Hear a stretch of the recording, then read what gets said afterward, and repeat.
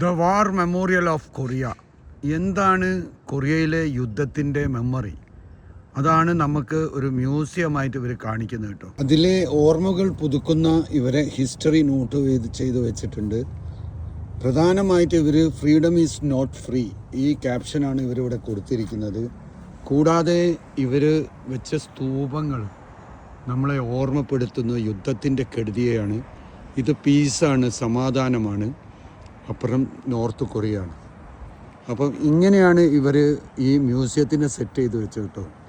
എന്ത് ഭംഗിയാണ് കാണാനെന്നറിയോ. പക്ഷേ ഈ സങ്കടകരമായ കാര്യം കാണുമ്പോൾ നമുക്ക് ഭംഗിയല്ല ഓർമ്മ വരിക.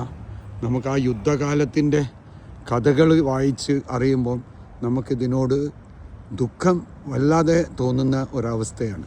UN സഹകരണത്തോടു കൂടി ഇവരുണ്ടാക്കിയ അതിൻ്റെ വലിയൊരു മ്യൂസിയമാണ്. ഇനിയൊരു യുദ്ധം ഉണ്ടാവരുത് എന്ന രീതിയിലുള്ള ഒരുപാട് ക്യാപ്ഷനുകൾ ഇവിടെ ഇവർ നിരത്തിയിട്ടുണ്ട് കേട്ടോ.